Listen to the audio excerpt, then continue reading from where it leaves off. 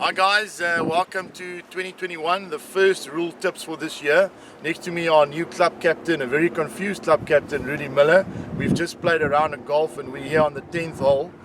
Paul will zoom in a minute on where our balls has ended up, and this rule has been quite controversial in the last few years here at Pinnacle, but we'll try another stab at it to try and make your life easier. Paul, if you can zoom in on our balls. Okay, so Rudy's on the orange ball. He'll ask us a question in a minute. I hit my yellow ball out on the right here. My second ball that I don't know where it went, I hit here on the path, touching this edge here. It's touching the edge, and I've got my Rudy's blue ball is here on the card path. So firstly, that one is clearly, obviously, on the outside. It's out.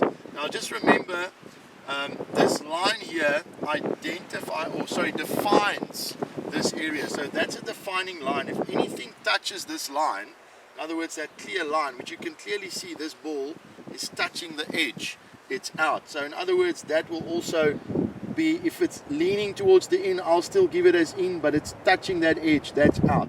All right, so that ball is out. Now, Rudy, you had a question regarding your orange ball. Yeah. This ball is not touching the side, but it's on the red stake itself. Is the red stake part of the defined line? So again, like I said earlier, there's a bit of a difference between identifying and defining.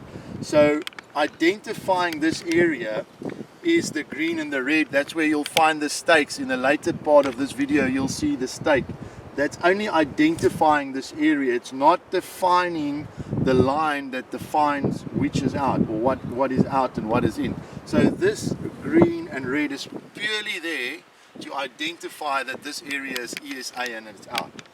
All right, and then obviously Rudy's very lucky. He can drop both balls because they're both in play. So well done, Rudy. I think I've got 2 penalty shots coming my way. Okay. And you've got 2 balls in. Okay, and then the drop is my drop.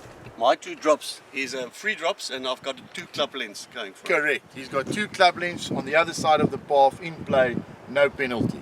Myself will unfortunately be a penalty shot. So I'm 1 up. Well done, Rudy. Thanks. Hi guys, we're obviously back here on the other side of the fairway, and we are now on the trench side. Rudy has found his orange ball next to this stake, this green and red stake. So just again to clarify, there's a big thing you've got to make sure you read your local rules. Defining and identifying. So defining is what defines this area, and identifying the area is this pole. So if this pole, Rudy, I'm just going to move it quickly, was on the edge here, that doesn't mean anything.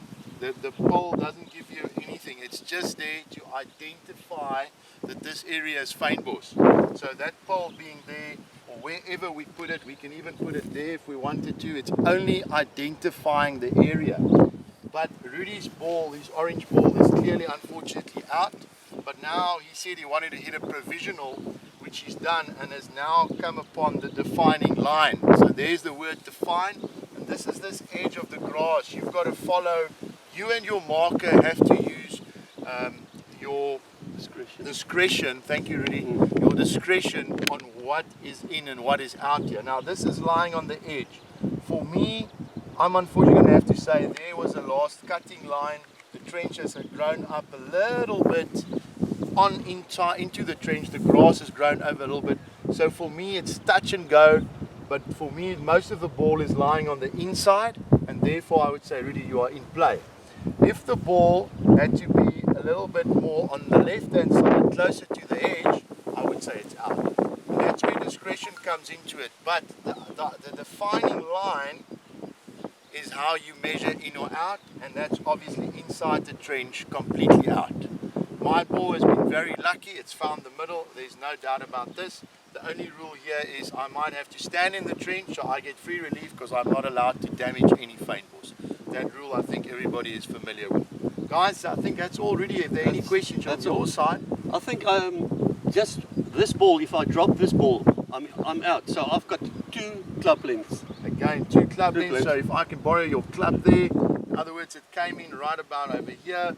I would mark a tee over there, put another tee over there, and another club length that way, so that you've got complete free relief from the trench or anything that would make you on the outside of the golf course. Thank you. Guys, thank you. That's all for this week's tip. We'll try and put one in for next week.